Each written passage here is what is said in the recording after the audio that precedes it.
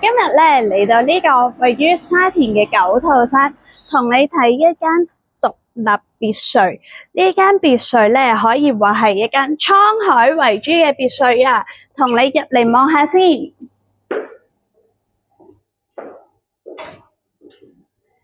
住得九肚山，住得獨立別墅，一定係大家族啦！大家族最中意嘅係咩啊？當然係私隱度啦！望下個花園。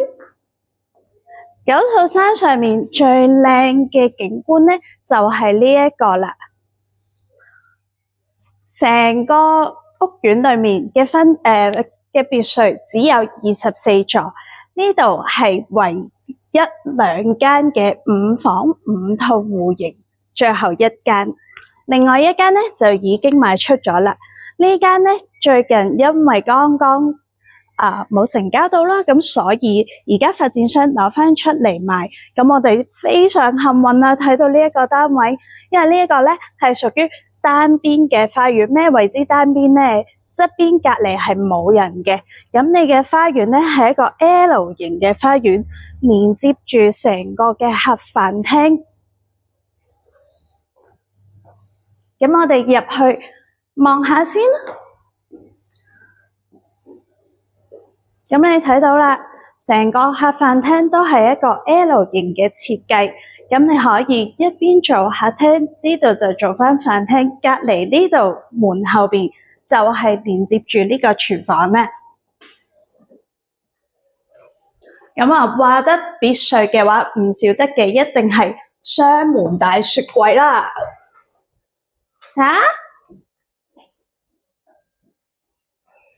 3代同堂都冇問題啊！咁配備嘅全部都係名牌嘅家電，仲有一個咁大嘅酒櫃，隔離咧係一個工作間。咁我哋上去望下咯喎，上去望下啲房咯喎。最厲害嘅咧，佢呢間獨立別墅仲係有自己嘅電梯嘅，咁就算老人家一齊住都唔使擔心要行樓梯呢個問題啦。佢已經幫你解決咗。呢度5房5套嘅間隔，全部嘅房間都有自己嘅浴室。咁呢間係第一間房啦。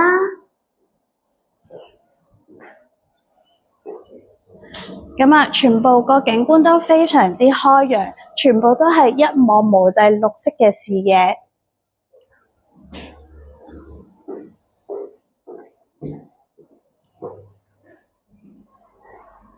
第2間套房，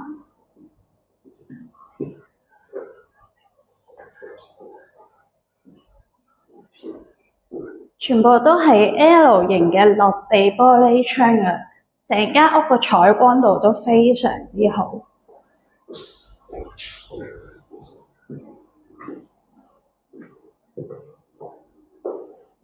咁每間房除咗有自己嘅浴室咧，仲有自己一個小小嘅露台喎。除咗有足夠嘅私人空間之外，每一間房亦都非常之方正，非常實用。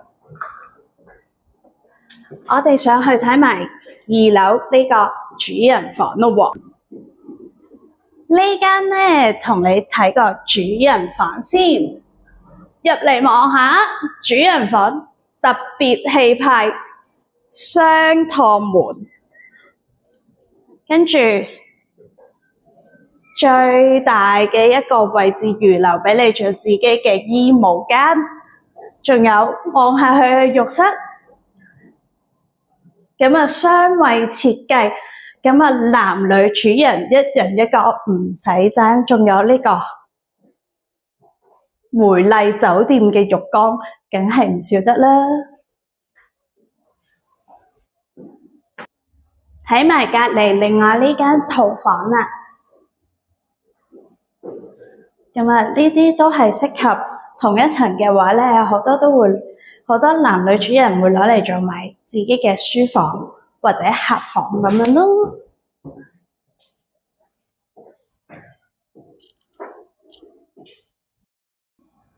上到嚟呢個天台咧，一共有612尺。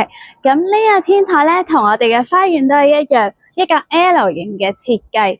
咁啊，有個天台嘅好處，當然係可以俾小朋友多一個活動空間啦。平時得閒就燒下嘢食啦，同屋企人聚下，或者整翻個水池，開下 party，非常之開心啊！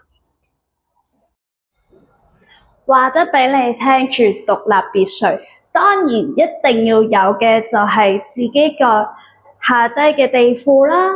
呢個地庫連接住一個工作室，咁呢個工作室咧，佢仲有洗衫房，全部配備嘅都係名牌家電，名牌品牌 Mila。咁仲有喎，最緊要有咩啊？有得天，有得地，有花園，當然唔少得嘅係呢個車庫啦。